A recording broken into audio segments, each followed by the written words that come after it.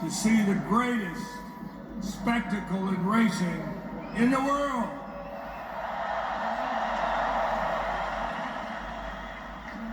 As many have said, this is a day of honor. We honor the men and the women and the first responders that keep our country safe and secure. Drivers, start your engines!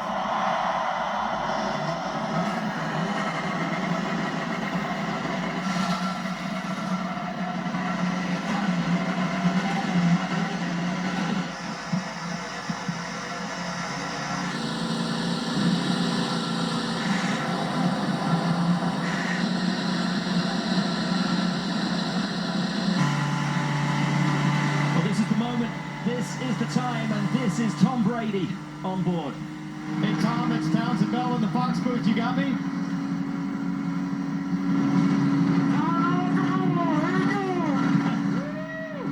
Tom, you just went blasting past the snake pit. I don't know if you can hear us. You won 7 Super Bowls with the best view in the house, but what are you seeing and feeling right now?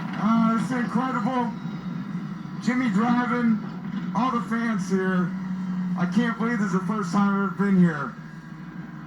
Hey, thanks for throwing the ball around with me backstage there. You throw a tight spiral, my friend. Hey, you had better hands than I thought. I might have replaced you with Edelman. Edelman out. Get you in there. All right, well, have a great day. Thanks for coming. Thank you, guys. Have a great broadcast. Great to see Tom Brady and Jimmy Johnson out there. And what about this?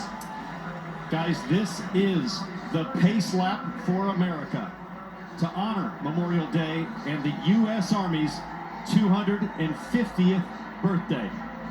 To all the men and women of the U.S. Army and the 160th Special Operations Group, happy birthday from all of us. This is something special.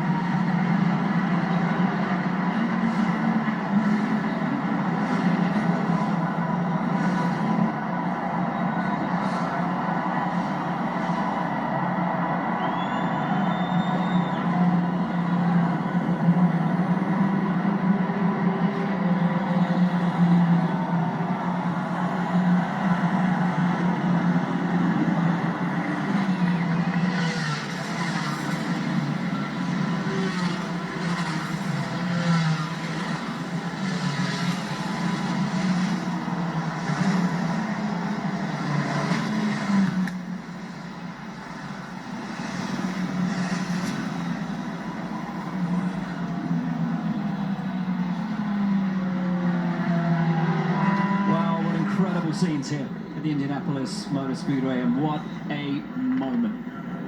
I mean, this place was born to test one thing, James.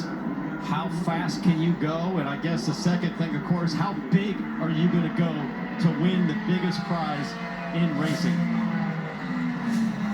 We're starting grid along the bottom of your screen.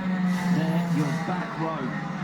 There's some famous names back there, and all the way littered through this field. Every one of the 33, an equal opportunity. And this is why they do it, guys. These shots of the grandstands, the people here, this is what makes this race so special. 108 years of history. We're about to make it 109 here today.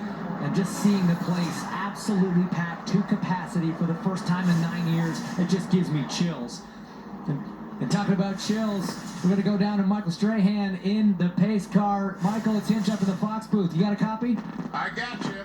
All right, we saw AIU driving the Indy 500 back at the top of the show, but now you're doing it for real, buddy. How does it feel out there? I'm doing great, you guys. I got the great coach in here with me. This car is amazing. We are doing 105 miles per hour right now. Do I punch it coming out of this one? Not now. I got one more. I'm ready to punch this thing. But we are moving been pretty good. I love the enthusiasm. It looks smooth as silk out there, bud. You've been on the field for Super Bowls. You've seen big crowds, but being there in front of 350,000 people, what does it feel like to you? Oh, it feels amazing when you come down the straight and you see, I've never seen so many people in one area in my life. It's absolutely incredible. And I mean, this is a thrill of a lifetime, something I never thought I'd experience, but I'm glad I am experiencing it. And I also realize I'm not meant to be a professional racer, but I am meant to come out and do this at least once in my life and take it off the bucket list, and I thank those who made it possible. Well, we thank you for being here as well, buddy. You got about 23,000 horsepower behind you, ready to get unleashed, so we'll let you focus on the rest of your job. Appreciate you being here. All right, thank you, bud. Have a good one. And the great thing here, folks, is seeing that that track does not look too slippery. It appears pretty dry. We should be good to take the green. Let's take a listen to some radio from our Fox Sports colleague, normally a pit reporter, racer today. Let's listen in. Guys, I just want to say a huge thank you to everyone. This has been the best month I've ever had in terms of being on the team. I've just loved every minute, so thank you everyone. Have a great day today.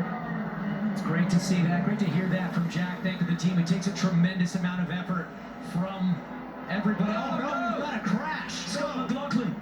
And we were talking earlier about Guerrero back in '92. The one thing you don't want to do is to have your race ended before it's even begun. It is over. No, it's okay. Don't stress about it. It's alright. We're okay. 1992 was cold like this as Scott Dixon, the number 9 PNC car, smoking, and you have to wonder, was there contact or is that moisture on the track? And maybe there was still some moisture from McLaughlin in his spin, but his left front suspension is destroyed. His day is over. Scott Dixon is on fire on the left rear. What has happened out there on track between these two? It's this time, Scott. Two of the favorites coming in, two very strong contenders. See a massive fire inside the left rear tire there at Dixon.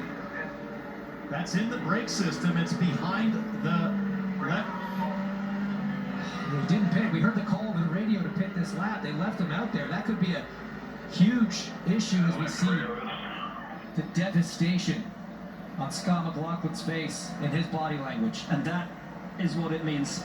That is what it means to have your dreams wrenched away from you before you've even had an opportunity to make them real.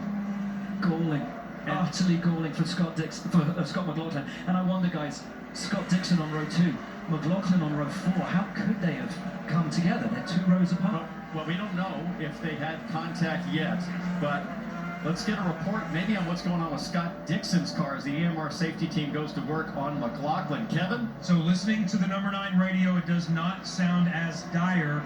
They need to just cool the brakes. Michael, his strategist, is telling him, let's just cool the brakes. It's all going to be fine. They are not planning to pit at this moment. And they have the benefit. Felix Rosenquist, who's right behind Dixon, can radio in and get some information because there's a relationship between Chip Ganassi and Jim Meyer. Here's what happened with Scotty Mack. He's right on board. Warming his tires. Oh no. Oh no.